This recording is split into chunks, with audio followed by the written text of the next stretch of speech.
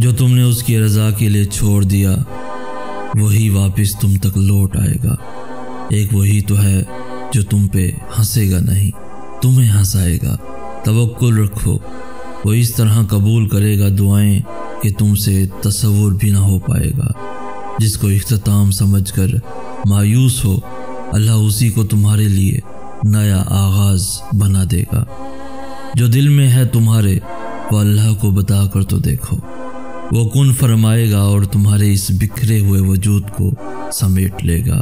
اور اختتام میں تمہاری دعائیں تمہیں کیسے تھام لیتی ہیں تم یہ گمان بھی نہیں کر سکتے۔ اس کے روبرو بہائے گئے ہر ایک اشک کو وہ تمہارے لیے معجزہ بنا دے گا۔ اللہ جلد ہی تمہارے لیے غائبانہ مدد بھیجے گا۔ تم رابطہ توڑ دو گے تو وہ سمجھے گا کہ یقین نہیں رکھتے ہو اس پر۔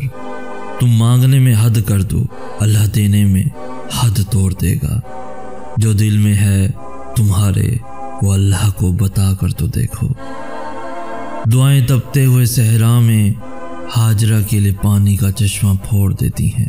دنیا کے راستے بند ہو جائیں تو دعائیں آسمانی راستے کھول دیتی ہیں۔ دعائیں تو معجزوں کا حصہ ہوتی ہیں۔ دعائیں بچھڑے ہوئے یوسف کو یعقوب سے دوبارہ ملوا دیتی ہیں۔ دعائیں یونس کو مچھلی کے پیٹ سے زندہ ساحل سمندر پہ اگل دیتی ہیں۔ دعائیں ایک انگلی کے اشارے پہ چاند کو 2 ٹکڑوں میں توڑ دیتی ہیں۔ مت بھولو جس نے دعا مانگنا سکھایا ہے اس نے قبولیت کا بھی وعدہ کر رکھا ہے۔ دعائیں تو معجزوں کا حصہ ہوتی ہیں۔ دعائیں مقدر موڑ دیتی ہیں۔ دعائیں ٹوٹے ہوئے دل جوڑ دیتی ہیں۔ جہاں تمہیں لگتا ہے کہ تم ڈوب جاؤ گے وہاں اللہ تمہیں تیرنا سکھا دیتا ہے۔ یہ معجزے ہی تو ہیں جو تمہیں اب تک زندہ رکھے ہوئے ہیں، اور تمہارے اختتام کا فیصلہ تمہارا نصیب نہیں تمہاری دعائیں کیا کرتی ہیں۔ تمہارا نصیب تمہیں بس ان راستوں تک لاتا ہے جو اللہ نے تمہارے لیے لکھ دیے ہیں، مگر تمہیں ملتا وہی ہے جس کے لیے تم دعا کرتے ہو۔ اگر اس نے یقین کے بعد بھی تمہیں اپنی عطا کے جلووں سے محروم رکھنا ہوتا تو وہ انگلی کے صرف ایک اشارے پہ چاند کو 2 ٹکڑوں میں تقسیم کیوں کرتا؟ اللہ کوئی بھی چیز تم تک بے مقصد نہیں پہنچاتا۔ وہ جس جانب بھی تمہیں لے جانا چاہتا ہے اس جانب جانے کے وسیلے بنا دیتا ہے۔ اگر اس نے اپنے بندوں کو آزمائش کے دوران تنہا ہی چھوڑنا ہوتا تو وہ ہاجرہ کو تپتے ہوئے ریگستان کے بیچوں بیچ پانی کیوں پلاتا؟ اور اگر دیری کا مطلب اللہ کا انکار ہی ہوتا تو وہ اتنے لمبے انتظار کے بعد یعقوب کو یوسف علیہ السلام سے دوبارہ کیوں ملواتا؟ اگر اس نے اتنے صبر کے بعد بھی اپنے بندے کے لیے کوئی صلہ نہ رکھا ہوتا تو وہ ذکر علیہ السلام کو عمر کے بالکل آخری حصے میں اولاد سے کیوں نوازتا؟ تم سوچتے ہو کہ تاخیر کا مطلب ناممکن ہے، حالانکہ تاخیر تو اللہ کی مہلت ہوتی ہے، نہ کہ تم اسے اپنی رضا کے لیے منا سکو۔ اللہ قبولیت کے دروازے تب تک تم پر بند نہیں ہونے دیتا جب تک تم اس سے مانگتے رہتے ہو۔ بہو عبادت کی طرح محبت میں جب نیت ایک دفعہ باندھ لی جائے تو ارد گرد دیکھا نہیں کرتے۔ وہ تو تمہارے بہائے گئے ایک بھی آنسو کا صلہ ضائع نہیں ہونے دیتا، پھر کیسے ممکن ہے کہ وہ اس امتحان کے بعد تمہیں خالی ہاتھ چھوڑ دے؟ جو معاملات تمہاری دسترس سے باہر نکل جاتے ہیں انہیں اللہ اپنی دسترس میں سنبھال لیتا ہے، اور تب وہ چاہتا ہے کہ تم اس پہ بس یقین رکھو، بے حد یقین۔ مانگنے کی شدت قبولیت کی سب سے بڑی دلیل ہے۔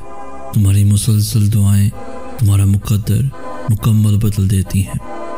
جو باتیں تمہاری دعائیں بھی منوا نہیں پاتی وہ تہجد اللہ سے منوا لیتی ہے۔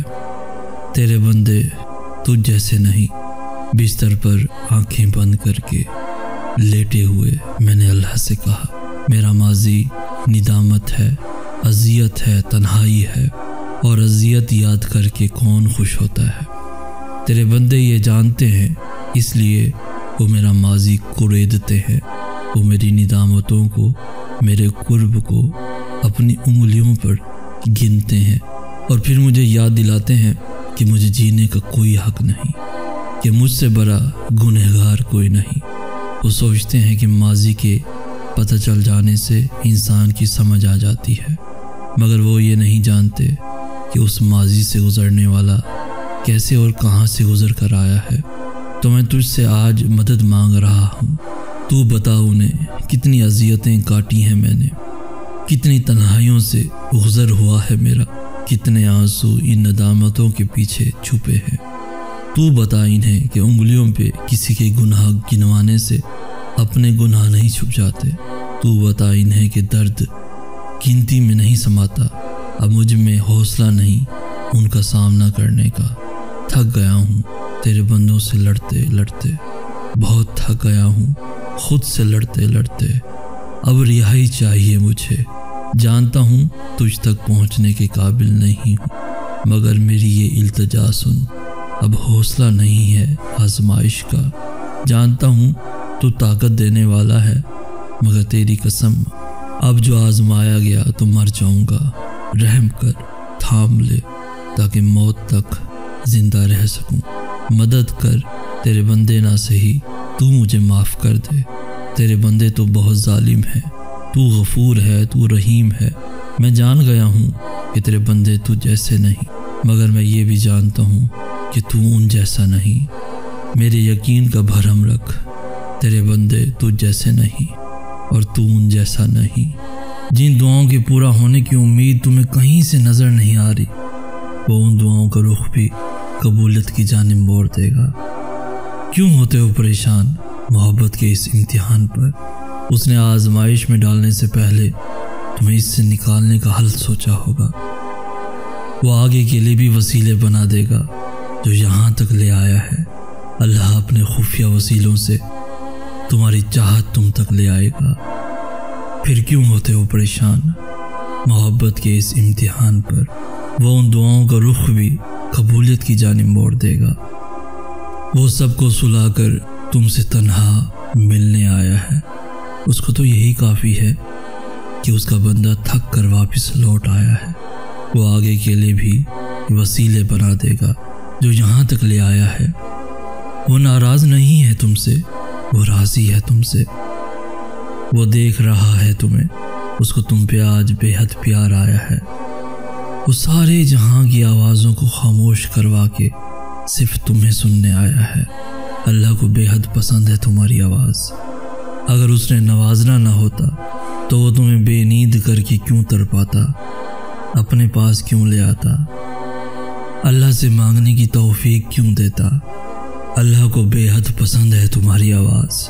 اس نے کون کا سوچ رکھا ہے، تبھی اس نے تمہیں اپنے در پہ بلایا ہے۔ بس جب بھی نیند آنکھوں میں نہ اترے، جب بھی بے چینی ہو، جب بھی نیند نہ آ رہی ہو، تو سمجھ جاؤ عرش سے ملاقات کا بلاوا آیا ہے۔